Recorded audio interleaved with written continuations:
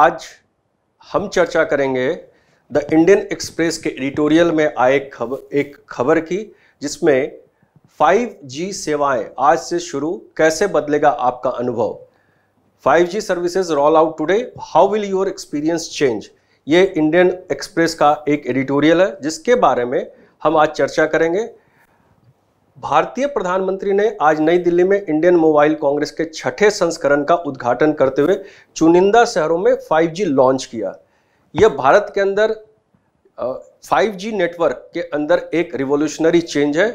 भारत में 5वीं पीढ़ी की मोबाइल सेवा यानी 5G प्रौद्योगिकी सेवा की शुरुआत हो चुकी है। भारतीय प्रधानमंत्री ने इंडियन मोबाइल कांग्रेस 2022 में देश के कुछ चुने हुए शहरों में 5G इंटरनेट सेवा का उद्घाटन किया।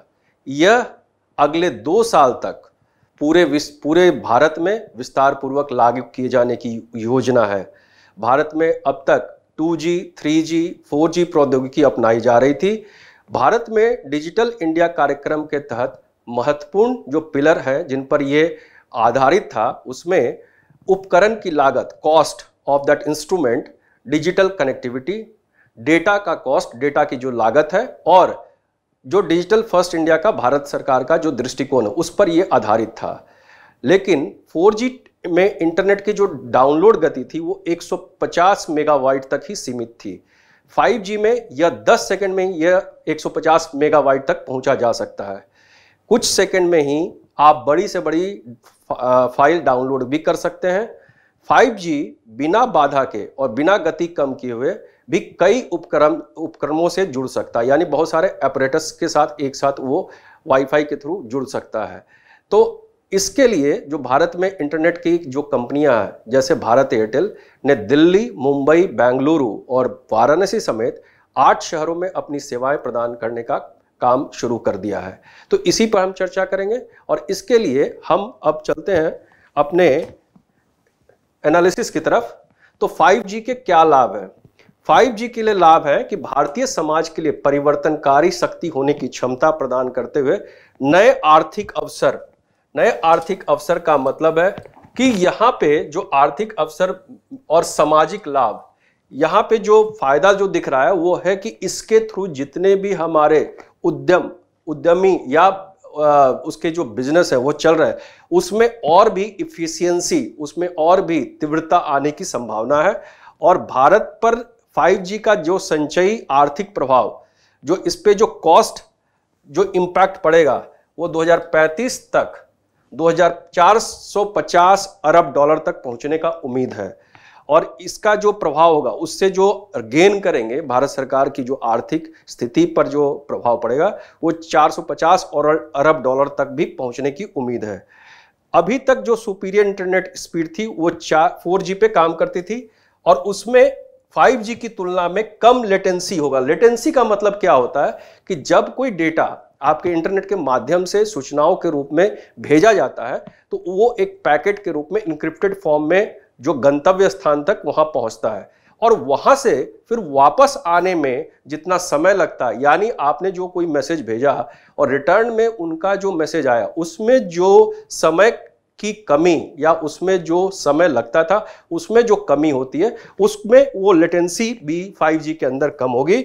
यानी कि डेटा और पैकेट भेजने और प्रतिक्रिया प्राप्त करने के लिए डिवाइस द्वारा लिया गया समय, लेटेंसी जितनी कम होगी, प्रतिक्रिया उतनी ही तेज होगी। तो इसका मतलब हुआ कि आप 5G के अंदर जो स्पीड है वो काफी तेज होगा। अब हम आते हैं इसके इस्तेमाल की तकनीक पे। इस्तेमाल की तकनीक अगर हम देखें, अब हम आते हैं इसके इस्तेमाल की तकनीक पे। तो 5G नेटवर्क मुख्य रूप से 2 मोड पर तैनात है। एक है स्टैंड अलोन और दूसरा है गैर स्टैंड अलोन।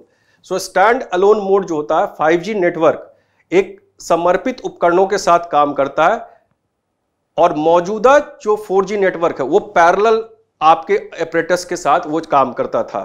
गैर स्टैंड अलोन मोड में 5G network 4G core infrastructure द्वारा समर्थित है। माने कि 4G के जो भी ऑपरेटर्स या जिसके आधार पे जो आपके मोबाइल फोन, इंटरनेट, लैपटॉप सब काम करे तो वो 5G पे भी काम करेंगे।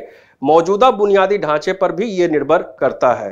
प्रारंभिक लागत और सेवाओं को शुरू करने में लगने वाला समय स्टैंड अलोन नेटवर्क की तुलना में काफी कम है ऑपरेटरों को अपेक्षाकृत कम निवेश के साथ मौजूदा नेटवर्क बुनियादी ढांचे के उपयोग को अधिकतम करने का ये मौका देता है। यानी कि जो ऑपरेटर है जैसे भारत एयरटेल, जियो, इन सब के ऊपर जो उसका जो कॉस्ट लागत जो आएगा वो आपका पहले के मुकाबला और कम आएगा और इसकी इफिशियंसी भी और पहले से बेहतर होगी। दो आर्किटेक्चर में सबसे बड़ा अंतर मौजूद डिवाइस इकोसिस्टम के साथ संगतता है। इसके अलावा आज अधिकांश स्मार्टफोन में गैर स्टैंड अलोन 5G नेटवर्क से कनेक्ट होने की क्षमता है। अनिवार्य रूप से 5G तरंगे जो उसकी वेव है, 5G की वेव है और 4G नेटवर्क के साथ माध्यम से प्रेषित होती हैं। स्टैंड अलोन नेटवर्क से जुड़ने के सक्षम होने के लिए उनके OEM द्वारा सॉफ्टवेयर अपडेट की आवश्यकता होगी। यानी जो आपका मोबाइल के अंदर जो सॉफ्टवेयर होगा उसको आप अगर अपडेट करेंगे तो ये आपकी 5G कनेक्टिविटी स्टार्ट हो जाएगी। अब हम आते हैं 5G लॉन्च करने की दिशा में भारत का जो सफर कैसे शुरुआत हुआ। 2017 में सरकार ने 5G लॉन्च करने के लिए पूरे देश में एक रोड मैप का एक मूल्यांकन किया और अनुमोदन करने के लिए उद्योग, शिक्षा और नियामक के प्रतिनिधियों को शामिल करके एक उच्च स्तरीय संगठन की स्थापना की गई थी। क्योंकि उच्च स्तरीय मंच की स्थापना इसलिए की गई थी कि उसकी इफिशियंसी आने वाले समय में विभिन्न सरकार के जो संगठन है उनके द्वारा कितना उससे यूज किया जा सके, कैसे उसे और प्रभावी तरह से लागू किया जा सके, या आने वाले भविष्य में, चूंकि भारत या किसी भी अन्य देश में आजकल इंटरनेट एक ऐसी व्यवस्था है जिसके ऊपर पूरा कारोबार, पूरा सिस्टम आपका काम करता है। तो ऐसी परिस्थिति में अगर ये 5G आता है तो क्या उसके प्रभाव होंगे? क्या ऐसा तो नहीं हो सकता कि अगर 5G लॉन्च कर दे और उसके पहले किसी तरह का संचार व्यवस्था ठप हो जाए तो हमारी पूरी की पूरी व्यवस्था भी चरमरा जाएगी। ऐसे में 5G लॉन्च करने के लिए सरकार ने लॉन्च करने के पहले एक पूरी की पूरी मंच की स्थापना करी और उसके बाद ये रोड मैप तैयार हुआ। एजेंडा 5 के लिए भारत के रोड मैप वैश्विक मानवों के अनुरूप रखना। अब ये 5G जो तकनीक है वो वर्ल्ड का जो स्टैंडर्ड है, चूंकि कनेक्टिविटी ऑफ इंफॉर्मेशन एक देश से दूसरे देश भी जाना है तो उनको भी उनके साथ आत्मसात करना था, उनको भी उनके साथ मानना था। वैश्विक दूरसंचार नेटवर्क में एकरूपता की कमी को रोकने के लिए 4G तक सेवाओं को देखा गया था। तो ऐसी स्थिति में 4G के अंदर जो खामियां था उसको 5G के अंदर सुधार किया गया। 2018 में इसके ऊपर रिपोर्ट प्रस्तुत की गई और इस पर ध्यान देने की जरूरत है। जो रिपोर्ट आई थी निम्नलिखित क्षेत्रों पर केंद्रित करके उनको सुझाव दिया गया और ये क्या थे? एक स्पेक्ट्रम नीति, दूसरा नियामक नीति, तीसरा आवेदन और यूज कैश लैब। ये 4 क्षेत्रों पर ध्यान केंद्रित करके इसके ऊपर सुझाव दिया गया। 2019 में दूरसंचार विभाग और क्षेत्र नियामक यानी ट्राई जो एक नोडल एजेंसी है, तो दूरसंचार विभाग और नियामक ट्राई ने स्पेक्ट्रम मूल्य निर्धारण पर विचार करना शुरू कर दिया।